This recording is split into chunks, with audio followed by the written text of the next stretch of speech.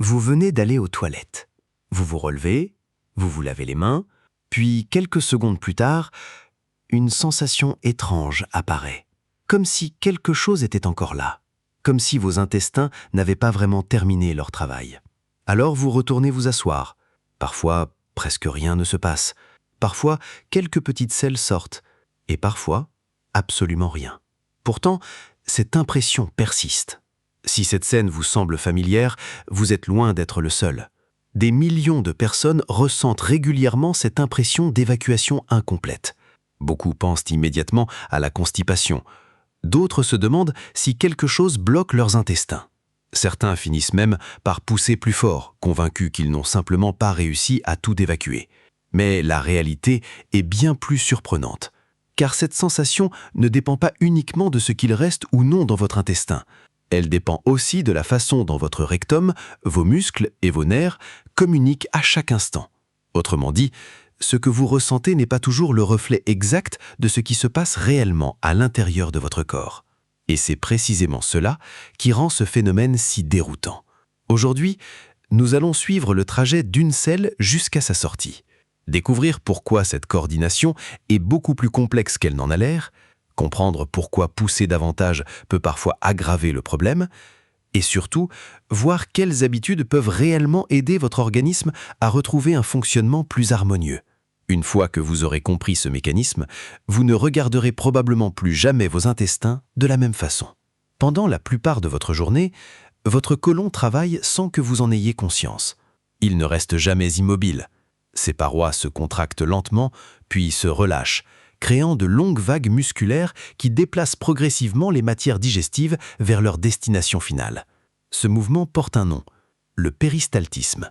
Contrairement à ce que beaucoup imaginent, les selles ne glissent pas simplement vers la sortie sous l'effet de la gravité. Elles sont transportées grâce à une succession extrêmement précise de contractions musculaires coordonnées par un vaste réseau de neurones intégrés directement dans la paroi intestinale, le système nerveux entérique. Avec des centaines de millions de neurones, il est parfois surnommé le second cerveau de l'intestin, tant il est capable d'orchestrer localement la digestion. Mais ce système ne fonctionne pas seul. À mesure que les selles progressent, elles finissent par atteindre une zone très particulière, le rectum. Beaucoup de personnes imaginent que le rectum est simplement le dernier morceau de l'intestin. En réalité, il agit davantage comme une salle d'attente. Son rôle n'est pas d'évacuer immédiatement son contenu. Il sert à stocker temporairement les selles jusqu'au moment le plus approprié. Et c'est à cet instant qu'un mécanisme fascinant entre en jeu. Lorsque le rectum commence à se remplir, sa paroi se distend légèrement. Sous cette légère tension se trouvent des récepteurs spécialisés capables de détecter cet étirement. En quelques fractions de secondes, ils envoient des signaux nerveux vers la moelle épinière et le cerveau. Ce n'est pas encore un ordre, c'est plutôt une question. Le rectum est rempli, est-ce le bon moment pour évacuer? Votre cerveau analyse alors bien plus d'informations qu'on en imagine. Êtes-vous en sécurité? Êtes-vous chez vous ou dans un lieu public? Êtes-vous en train de réunion? Êtes-vous en train de conduire? Pouvez-vous vous relaxer suffisamment? Sans que vous en soyez conscient, ces informations influencent la décision de retarder ou d'autoriser la défécation. C'est pourquoi l'envie d'aller aux toilettes peut parfois disparaître temporairement lorsqu'on ne peut pas répondre immédiatement à ce besoin. Ce phénomène n'est pas une dysfonction. C'est une adaptation remarquable qui permet au corps de choisir le moment le plus approprié. Mais lorsque le cerveau donne son accord, une véritable chorégraphie biologique commence. Le côlon augmente certaines contractions pour pousser les selles vers le bas. Les muscles de la paroi abdominale peuvent participer en augmentant doucement la pression dans l'abdomen. En même temps, le plan pelvien, un ensemble de muscles situés à la base du bassin, doit se relâcher. Les sphincters anaux, qui maintiennent habituellement la continence, doivent eux aussi s'ouvrir au bon moment. Tous ces événements doivent être parfaitement synchronisés. Si un seul de ces éléments se produit trop tôt, trop tard ou de manière incomplète, l'évacuation peut devenir moins efficace et la sensation ressentie ensuite modifiée. Mais voici pourtant ce que beaucoup ignorent. Une défécation normale ne signifie pas forcément que le côlon est entièrement vide. En réalité, il reste presque toujours des selles réparties dans différentes portions du gros intestin. C'est parfaitement normal. Le côlon mesure environ 1,50 m de long et fonctionne comme une chaîne de transport continue. Pendant qu'une partie des selles est évacuée, d'autres poursuivent tranquillement leur progression plus en amont. Votre intestin n'a donc jamais pour mission de devenir complètement vide. Son objectif est de maintenir un mouvement permanent, régulier et efficace. Cette distinction est essentielle, car beaucoup de personnes recherchent inconsciemment une sensation de vide absolu. Or, biologiquement, ce n'est pas ainsi que fonctionne le système digestif. Alors pourquoi certaines personnes ont-ils malgré tout cette impression persistante que quelque chose est encore là, même lorsque l'évacuation s'est roulée normalement ? La réponse se cache dans un dialogue beaucoup plus subtil entre le rectum, les muscles du bassin et le système nerveux. Et c'est précisément ce mécanisme qui explique pourquoi deux personnes peuvent vivre une expérience totalement différente alors que leurs intestins fonctionnent presque de la même façon. À première vue, la réponse semble évidente. Si vous avez encore l'impression d'avoir des selles dans le rectum, c'est qu'il en reste forcément. Pourtant, la biologie raconte une histoire beaucoup plus nuancée. La sensation que vous ressentez et la réalité à l'intérieur de votre intestin ne sont pas toujours parfaitement synchronisées. En fait, ce décalage est au cœur de ce phénomène. Pour comprendre pourquoi, il faut revenir au rôle du rectum. Contrairement au reste du côlon, le rectum est extrêmement sensible. Sa paroi contient de nombreux récepteurs capables de détecter l'étirement, la pression et le mouvement. Leur mission est essentielle, informer le système nerveux de ce qui se passe afin que l'évacuation puisse se déclencher au bon moment. Mais ces récepteurs ne mesurent pas directement la quantité exacte de sel. Ils détectent surtout des changements mécaniques. Autrement dit, ils interprètent des signaux. Et comme tout système d'interprétation biologique, il n'est pas infaillible. Chez certaines personnes, une très petite quantité de sel suffit à produire une sensation importante. Chez d'autres, le rectum peut être beaucoup moins sensible et rester relativement silencieux jusqu'à ce qu'il soit davantage rempli. Cette variabilité est parfaitement normale. Elle explique déjà pourquoi deux personnes vivant exactement la même situation peuvent avoir des sensations très différentes. Mais il existe un autre acteur encore plus important, le plancher pelvien. Vous n'y pensez probablement jamais. Pourtant, ces muscles travaillent chaque fois que vous allez aux toilettes. Ils soutiennent les organes du bassin, participent au contrôle de la continence et surtout doivent se relâcher précisément au moment où les selles sont évacuées. Imaginez maintenant que ce relâchement soit incomplet. Les selles peuvent alors rencontrer une légère résistance au moment de sortir. Par réflexe, beaucoup de personnes réagissent toujours de la même manière. Elles poussent davantage. Cela semble logique. Pourtant, ce réflexe peut parfois produire l'effet inverse. Lorsque vous poussez fortement, certains muscles du bassin peuvent, chez certaines personnes, se contracter au lieu de se relâcher complètement. Les spécialistes parlent alors d'un trouble de la coordination du plancher pelvien, parfois appelé dysynergie défécatoire. Ce n'est pas un manque de force, c'est un problème de synchronisation. Les muscles travaillent, mais pas ensemble. Des examens spécialisés, comme la manométrie anorectale ou l'imagerie dynamique du plancher pelvien, montrent que ce type de désynchronisation est loin d'être exceptionnel chez les personnes souffrant d'une sensation chronique d'évacuation incomplète. Et voici ce qui rend la situation encore plus trompeuse. Même lorsqu'une grande partie des selles a déjà été évacuée, cette mauvaise coordination peut continuer à envoyer au cerveau le message suivant « ce n'est pas terminé ». Vous retournez alors vous asseoir, vous essayez encore. Vous poussez encore. Mais le problème n'est plus nécessairement la présence de sel. Le problème est devenu le signal lui-même. C'est une différence fondamentale. Et c'est précisément pour cette raison que certaines personnes passent de longues minutes aux toilettes sans obtenir le soulagement qu'elles recherchent. Leur cerveau continue de recevoir des informations indiquant que l'évacuation devrait se poursuivre. Or, ces informations ne reflètent pas toujours fidèlement la réalité. Les chercheurs ont également observé un autre phénomène fascinant. Chez certaines personnes, le rectum devient progressivement plus sensible. Chez d'autres, il devient moins sensible. Dans le premier cas, de très faibles stimulations peuvent produire une forte sensation de besoin. Dans le second, le besoin peut arriver tardivement lorsque le rectum est déjà très rempli. Ces modifications de la sensibilité peuvent être influencées par de nombreux facteurs, les habitudes intestinales, certains épisodes de constipation prolongée, des troubles fonctionnels digestifs ou encore des changements dans la communication entre l'intestin et le système nerveux. Autrement dit, ce que vous ressentez aujourd'hui peut être le résultat de plusieurs mois, voire plusieurs années d'adaptation progressive. Voilà pourquoi il n'existe rarement une seule cause. Chez une personne, le principal facteur sera la consistance des selles. Chez une autre, la coordination musculaire.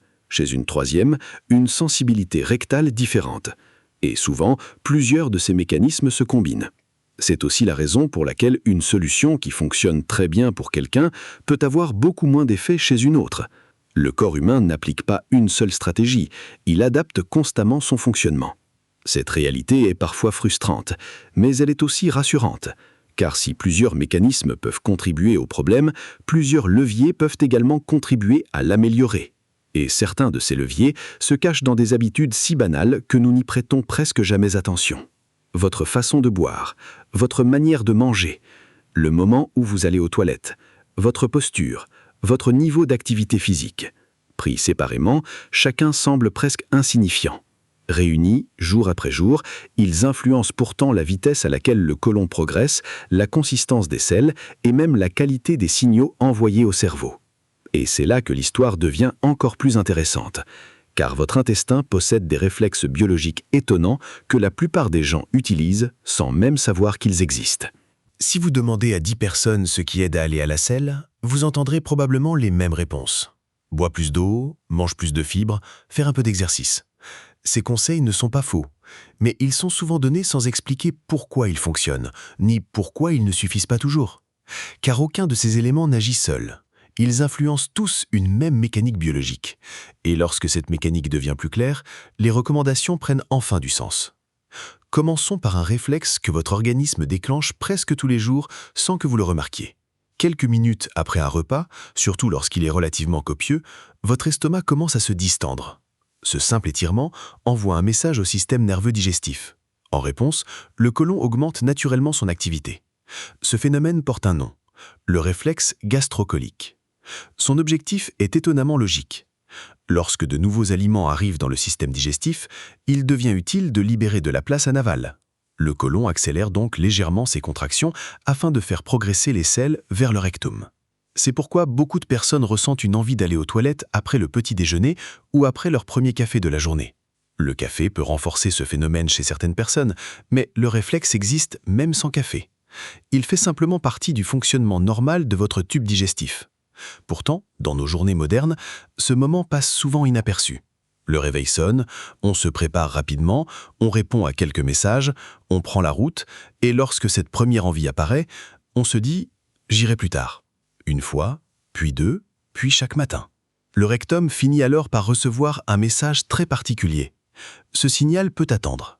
Avec le temps, certaines études suggèrent que repousser régulièrement l'envie d'aller à la selle peut modifier la sensibilité rectale chez certaines personnes. Le besoin devient moins net, moins prévisible, et l'évacuation peut devenir plus difficile. Ce n'est pas une règle absolue, mais c'est une adaptation que les spécialistes observent régulièrement chez certaines personnes souffrant de constipation fonctionnelle. Un autre acteur essentiel est l'eau. On entend souvent dire qu'il faut boire davantage. Mais pourquoi ? Parce que le côlon est bien plus qu'un simple conduit. Il agit aussi comme un immense système de recyclage. Chaque jour, il récupère une partie importante du contenu digestif encore présent dans le contenu. Cette récupération est indispensable pour maintenir l'équilibre hydrique de l'organisme.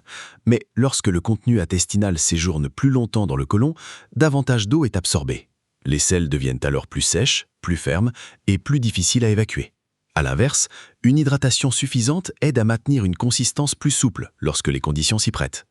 Cependant, boire énormément d'eau ne transforme pas automatiquement des selles dures en selles molles. Si le reste du fonctionnement intestinal n'est pas favorable, l'effet restera limité. L'hydratation est une pièce du puzzle, pas le puzzle entier. Les fibres illustrent parfaitement cette idée. Pendant longtemps, elles ont été présentées comme une solution universelle. La réalité est un peu plus complexe. Toutes les fibres ne se comportent pas de la même manière. Les fibres solubles absorbent l'eau et forment une substance plus souple, presque gélatineuse. Elles peuvent contribuer à améliorer la consistance des selles chez certaines personnes. Les fibres insolubles, elles, augmentent davantage le volume du contenu intestinal et accélèrent parfois le transit. Mais leur effet dépend du contexte. Ajouter brutalement beaucoup de fibres sans boire suffisamment peut augmenter les ballonnements, les gaz ou l'inconfort chez certaines personnes. D'ailleurs, les études montrent que la réponse aux fibres varie considérablement selon les individus, en partie du fait des différences de microbiote intestinal, d'alimentation et de motricité digestive. Autrement dit, plus n'est pas toujours mieux. La qualité, la progression et l'adaptation comptent souvent davantage que la quantité. Le microbiote joue également un rôle discret mais essentiel. Des milliards de micro-organismes vivent dans votre côlon. Ils participent à la fermentation de certaines fibres, produisent des molécules capables d'influencer les cellules intestinales et contribuent à maintenir un environnement favorable au bon fonctionnement du tube digestif. Les chercheurs découvrent encore aujourd'hui l'étendue de cette collaboration. Certaines substances produites par ces bactéries semblent même participer à la régulation de la motricité intestinale et au dialogue entre l'intestin et le système nerveux. Ce domaine reste en pleine évolution scientifique, mais une chose apparaît déjà clairement. Le microbiote n'est pas un simple passager. Il participe activement à l'écosystème digestif. Puis, il y a un détail auquel on prête rarement attention. La position adoptée sur les toilettes. Chez l'être humain, le rectum et le canal anal ne sont pas parfaitement alignés lorsque nous sommes assis. Un muscle appelé muscle puborectal crée naturellement un angle qui participe au maintien de la continence. Lorsque les hanches sont davantage fléchies, notamment en surélevant légèrement les pieds avec un petit marchepied, cet angle peut se modifier et faciliter le passage des selles chez certaines personnes. Ce n'est pas une solution miracle, mais des travaux suggèrent que cette position peut réduire l'effort nécessaire et améliorer le confort de la défécation chez certains individus. À première vue, chacun de ces éléments paraît presque anodin. Boire suffisamment, choisir progressivement les bonnes fibres, bouger un peu plus, répondre à l'envie lorsqu'elle se présente, adapter sa posture. Pourtant, tous influencent exactement le même objectif biologique, permettre au côlon, au rectum et au plancher pelvien de travailler ensemble avec le moins de résistance possible. Mais il reste encore une pièce essentielle, car même quand les selles sont normales, que l'hydratation est correcte et que les muscles fonctionnent relativement bien, certaines personnes continuent malgré tout à ressentir cette impression persistante que quelque chose ne va pas. Et pour comprendre pourquoi, il faut quitter le côlon et remonter jusqu'au cerveau. Jusqu'à présent, nous avons surtout parlé du côlon, du rectum et des muscles du bassin. Mais il manque encore un acteur essentiel. En réalité, votre cerveau participe à chaque étape de l'évacuation intestinale. Et c'est souvent ici que tout devient beaucoup plus clair. Pendant longtemps, les scientifiques considéraient l'intestin comme un organe principalement chargé de digérer les aliments. Aujourd'hui, cette vision a profondément changé. Nous savons que l'intestin et le cerveau échangent des informations en permanence. Des milliers de messages circulent chaque minute entre ces deux organes grâce à plusieurs voies de communication, le système nerveux autonome, le système nerveux entérique, certaines hormones et de nombreuses molécules produites par les cellules intestinales et le microbiote. On parle souvent de l'axe intestin-cerveau. Ce n'est pas une image, c'est un véritable réseau de communication biologique. Et il fonctionne dans les deux sens. Votre cerveau influence votre intestin, mais votre intestin influence également votre cerveau. C'est d'ailleurs ce qui explique pourquoi une émotion intense peut parfois provoquer une envie soudaine d'aller aux toilettes, ou pourquoi une période de stress prolongée peut modifier le rythme du transit chez certaines personnes. Mais ce dialogue ne contrôle pas seulement la vitesse du transit, il influence aussi la façon dont vous percevez ce qui se passe à l'intérieur de votre corps. À chaque instant, votre cerveau reçoit une immense quantité d'informations provenant de vos organes. La plupart passent totalement inaperçus. Vous ne sentez pas votre foie fonctionner, vous ne sentez pas vos reins filtrer votre sang, vous ne sentez pas vos cellules réparer vos tissus. Votre cerveau décide en permanence quels signaux méritent votre attention. Ce mécanisme est indispensable, sinon nous serions constamment submergés par des millions de sensations internes. Mais ce système de filtrage n'est pas figé, il peut devenir plus ou moins sensible selon les circonstances. Chez certaines personnes, les signaux provenant du rectum deviennent progressivement plus présents dans la conscience. Des sensations qui seraient habituellement discrètes prennent davantage d'importance. Le cerveau leur accorde une priorité plus élevée. Cela ne signifie absolument pas que ces sensations sont imaginaires. Au contraire, elles sont bien réelles. Simplement, leur intensité ressentie ne dépend pas uniquement de ce qui se trouve dans le rectum. Elle dépend aussi de la manière dont le cerveau interprète ces informations. Les chercheurs utilisent parfois le terme d'hypersensibilité viscérale pour décrire cette situation.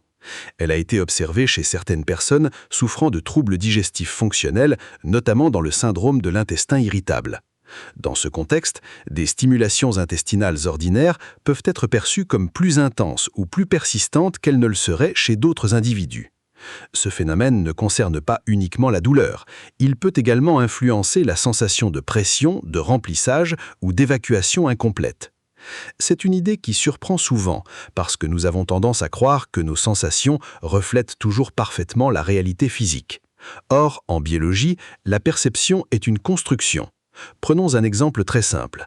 Vous avez peut-être déjà continué à sentir votre téléphone vibrer dans la poche alors qu'il n'avait reçu aucune notification, ou cru entendre votre prénom dans une pièce bruyante.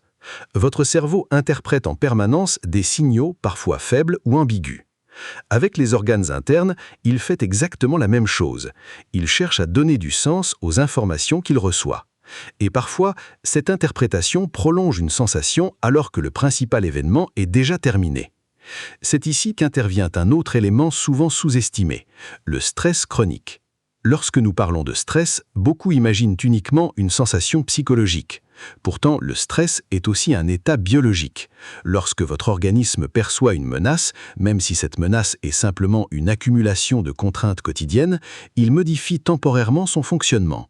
Le système nerveux sympathique devient plus actif, la fréquence cardiaque augmente, certaines hormones, comme le cortisol et l'adrénaline, participent à cette réponse d'adaptation. À court terme, ce mécanisme est extrêmement utile. Il aide le corps à faire face à une situation difficile. Mais lorsque cette activation devient répétitive ou prolongée, elle peut influencer de nombreuses fonctions digestives. Chez certaines personnes, le transit ralentit. Chez d'autres, il s'accélère. La sensibilité intestinale peut également être modifiée et surtout, les muscles du plan pelvien peuvent avoir davantage de difficultés à se relâcher complètement. Autrement dit, le cerveau ne crée pas le problème, mais il peut modifier les conditions dans lesquelles l'intestin fonctionne. C'est une nuance essentielle, car pendant longtemps, les personnes souffrant de troubles digestifs fonctionnels ont parfois entendu une phrase particulièrement décourageante « Tout est dans votre tête ». Aujourd'hui, les connaissances scientifiques permettent de dire quelque chose de beaucoup plus juste. Le problème n'est pas imaginaire. Les sensations sont bien réelles, les mécanismes biologiques sont bien réels, mais la façon dont le cerveau traite les informations venant de l'intestin fait partie intégrante du fonctionnement normal du système digestif. Autrement dit, l'intestin et le cerveau ne sont pas deux systèmes séparés. Ils forment une seule conversation. Et lorsque cette conversation devient un peu moins harmonieuse, la sensation d'évacuation incomplète peut persister même en l'absence d'un obstacle important. Cette découverte change profondément la manière de voir le problème. Elle explique pourquoi certaines personnes constatent une amélioration non seulement en modifiant leur alimentation ou leur hydratation, mais aussi en retrouvant un rythme de vie plus régulier, en réduisant les efforts excessifs aux toilettes ou en travaillant avec des professionnels sur la coordination du plan pelvien, lorsque cela est indiqué. La bonne nouvelle, c'est que cette communication entre le cerveau et l'intestin n'est pas figée. Elle reste capable de s'adapter. Le système nerveux apprend, les muscles apprennent, le tube digestif s'adapte.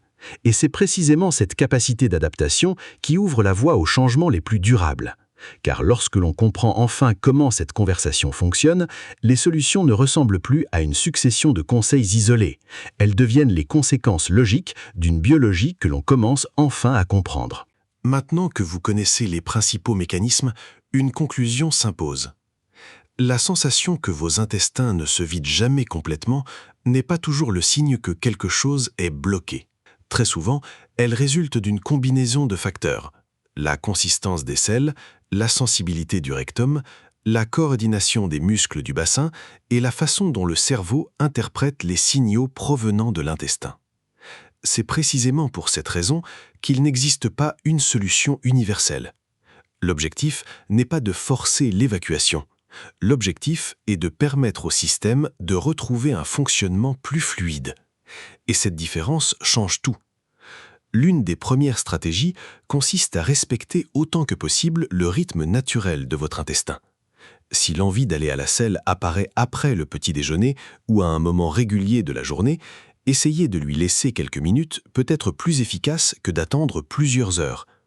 Vous ne créez pas ce réflexe, votre organisme l'a déjà créé. Vous lui donnez simplement l'occasion de fonctionner. La deuxième stratégie concerne les efforts. Beaucoup de personnes pensent qu'en poussant davantage, elles finiront forcément par vider complètement leur rectum. Pourtant, Des poussées répétées et prolongées peuvent parfois fatiguer les muscles du plancher pelvien, favoriser l'apparition d'hémorroïdes et, chez certaines personnes, perturber encore davantage la coordination musculaire. En d'autres termes, plus d'efforts ne signifie pas toujours un meilleur résultat. Parfois, c'est même l'inverse. La posture est également une différence. Surélever légèrement les pieds à l'aide d'un petit marchepied, pencher le buste légèrement vers l'avant et éviter de retenir sa respiration peuvent faciliter le relâchement naturel des muscles chez certaines personnes. Ces ajustements ne sont pas spectaculaires, mais ils s'appuient sur la mécanique normale du bassin. L'alimentation mérite elle aussi une approche progressive. Si votre consommation de fibres est faible, l'augmenter lentement tout en maintenant une hydratation adaptée est généralement mieux toléré qu'un changement brutal. Les fruits, les légumes, les céréales complètes et d'autres aliments riches en fibres peuvent contribuer à un transit plus régulier, mais les besoins varient d'une personne à l'autre. Observer la façon dont votre propre organisme réagit est souvent plus utile que de suivre une règle identique pour tout le monde. L'activité physique régulière reste également l'un des soutiens les plus constants du bon fonctionnement intestinal. Il n'est pas nécessaire de pratiquer un entraînement intensif. Des marches quotidiennes, réalisées de façon régulière, peuvent déjà participer à une meilleure motricité digestive chez de nombreuses personnes. Lorsque le problème est lié à une mauvaise coordination des muscles du plancher pelvien, des approches spécifiques existent. Un professionnel formé peut proposer une rééducation périnéale ou un entraînement appelé biofeedback. Grâce à des senseurs qui permettent de visualiser l'activité musculaire en temps réel, certaines personnes apprennent progressivement à mieux relâcher les muscles au moment de l'évacuation. Des essais cliniques suggèrent que cette approche peut être particulièrement efficace chez les personnes présentant une dyssynergie défectueuse. Voilà un excellent exemple d'une idée contre-intuitive. Le problème n'est pas toujours un manque de force. Parfois, la solution consiste à apprendre à relâcher plutôt qu'à pousser. C'est une différence discrète, mais elle peut transformer durablement le fonctionnement du système. Il est également important de rappeler qu'une sensation persistante d'évacuation incomplète ne doit pas être ignorée lorsqu'elle s'accompagne d'autres symptômes. Si vous observez du sang dans les selles, une perte de poids involontaire, une douleur importante, une anémie, une modification récente et durable de votre transit, ou si ces symptômes apparaissent après l'âge de 50 ans sans explication évidente, il est essentiel d'en parler rapidement à un professionnel de santé. Dans ces situations, un examen médical permet de rechercher d'autres causes qui nécessitent une prise en charge spécifique. La plupart du temps, cependant, la sensation d'évacuation incomplète est liée à des troubles fonctionnels plutôt qu'à une maladie grave. Cela ne signifie pas qu'elle doit être minimisée. Les troubles fonctionnels peuvent avoir un véritable impact sur la qualité de vie. Mais ils rappellent également une réalité fascinante. Notre système digestif n'est pas une simple série de tuyaux. C'est un réseau vivant qui coordonne des muscles, des nerfs, des hormones, milliards de micro-organismes et un dialogue permanent avec le cerveau. Lorsqu'un de ces éléments perd légèrement son synchronisme, la sensation que vous ressentez peut être bien plus complexe qu'il n'y paraît. Et c'est peut-être la leçon la plus importante de cette vidéo. Vous n'avez pas besoin de vider parfaitement votre intestin à chaque passage aux toilettes pour avoir un système digestif en bonne santé. La perfection n'est pas un objectif biologique. La régularité, le confort et un fonctionnement harmonieux le sont beaucoup plus. Comprendre cela permet souvent de remplacer une lutte quotidienne contre son propre corps par une approche beaucoup plus constructive. Parce que la biologie ne cherche pas la perfection, elle cherche l'équilibre. Et lorsque vous commencez à comprendre les règles selon lesquelles votre intestin fonctionne réellement, chaque habitude prend enfin du sens. Ce qui ressemblait à un mystère devient une mécanique. Et une mécanique, une fois comprise, peut souvent être améliorée. Si cette explication vous a permis de mieux comprendre ce qui peut se passer à l'intérieur de votre corps, dites-nous en commentaire si vous avez déjà ressenti cette sensation d'évacuation incomplète ou si certains mécanismes vous ont surpris. Ces échanges permettent souvent à d'autres personnes de réaliser qu'elles ne sont pas les seules à vivre cette expérience. Et si vous aimez découvrir la biologie cachée derrière les sensations du quotidien, vous trouverez ici d'autres documentaires qui explorent les mécanismes fascinants de votre corps, toujours à partir des connaissances scientifiques les plus solides actuellement disponibles.